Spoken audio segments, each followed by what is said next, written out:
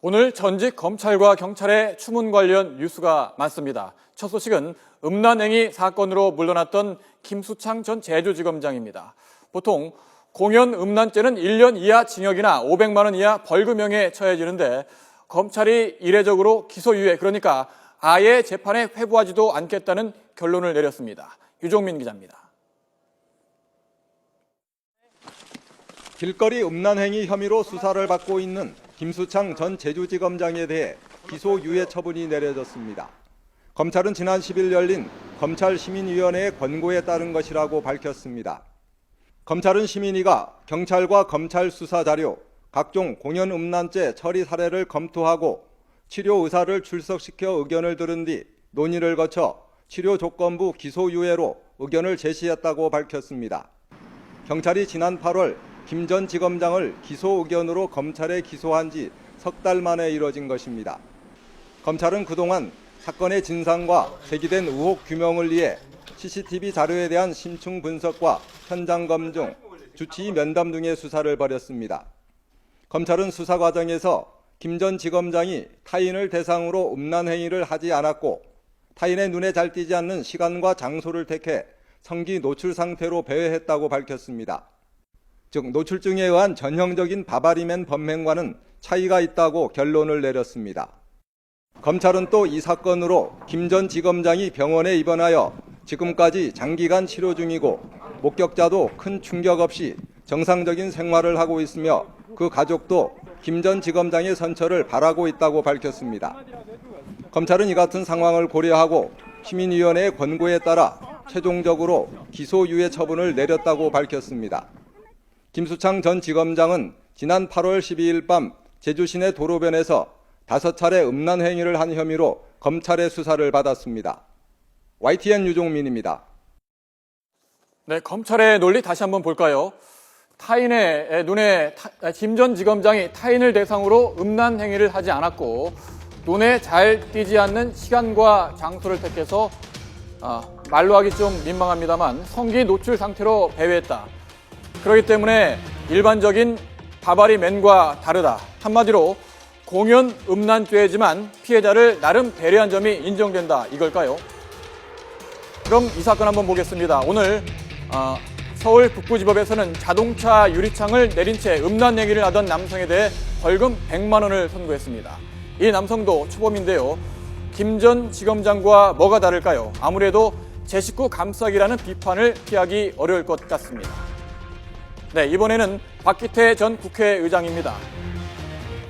공교롭게도 박 전 의장 역시 검사장 출신인데요. 네, 손녀 같아서 손가락으로 가슴을 툭 찔렀는데 이런 말을 남겼죠. 캐디 성추행 혐의를 받았는데 검찰이 오늘 불구속 기소하기로 결정했습니다. 강제추행 혐의가 인정되지만 피해 여성과 원만히 합의한 점을 고려했다고 하는데요. 박 전 의장 역시 경찰에 출석할 때 토요일 새벽에 기습 출석하면서 경찰 안내를 받아 청사 뒷문으로 들어갔고 나갈 때도 수사관의 차량을 타고 빠져나가 언론 노출을 피했습니다. 다른 성범죄자에게는 있을 수 없는 일이죠. 봐주기 논란이 있었지만 경찰은 별로 개의치 않는 듯합니다. 네, 이번에는 YTN 단독 보도로 알려졌던 성추행 혐의로 고소당한 전직 검찰총장 이야기입니다. 이번에는 절도 혐의로 고소를 당했답니다. 이 전직 검찰총장과 골프 연습장을 공동 운영하던 마모 씨가 전 검찰총장이 주식 양도 계약서와 인감 증명 등을 훔쳐갔다고 고소한 건데요. 두 사람은 연습장을 리모델링해 올 초 재개장한 뒤 지분을 두고 다툰 것으로 전해졌습니다.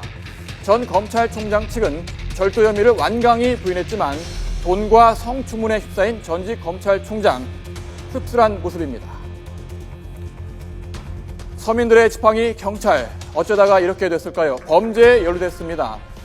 나 강력팀장 김영사라면서 개인정보를 빼내갔던 사건, 알고 보니까 정말로 전직 경찰이 한 짓이었습니다. 나윤수 기자가 단독 보도합니다. 전화를 받은 파출소 직원들은 어째서 강력팀장이라는 상대방의 말을 그대로 믿어버렸을까? 언론 보도 이후 뒤늦게 적극적인 수사에 나선 경찰은 범인이 쓴 단어에 주목했습니다. 나 가평서 강력팀장 김 외근 나와서 그러는데 수배 여부, 주소, 주민번호 좀 알아봐줘. 외근 나왔다. 수배 여부 좀 알아봐라는 말은 경찰에 몸담은 사람이 아니고서는 여간에서 쓸 수 없다는 겁니다. 파출소 직원들도 범인의 말투가 너무 자연스러운 데다 경찰 조직을 속속들이 알고 있는 것이 이상하다고 느꼈을 정도입니다. 그 사람이 원래 경찰 쪽이 몸담았으니까 이걸 아는 거 아니에요? 느낌상으로는 우리 업무를 조금 잘 아는 사람인 것 같긴 해요. 그럼 사칭한 그 형사가 실제로 있는 형사예요? 이름이 있는 형사죠. 여기에 공중전화 근처에서 찍힌 CCTV까지 분석해보니 피의자는 다름 아닌 전직 경찰이었습니다. 곧바로 소재지를 파악해 검거에 나섰지만 이미 자취를 감춘 뒤였습니다. 9월 16일 첫 범행으로부터 2달. 주민정보가 새어나간 사실을 쉬쉬하느라 상부 보고가 제때 이루어지지 않았고 뒤늦게 수사 전담팀을 꾸렸을 때는 이미 시간이 너무 지나버렸습니다. 일부에서는 경찰이 한참 전에 피의자 신원을 확인했을 가능성도 제기하고 있습니다. 피의자가 전직 경찰이라는 사실, 경찰이 여기에 속아 개인정보를 내줬다는 비판이 두려워 검거에 소극적이지 않았겠냐는 겁니다. YTN 나윤수입니다.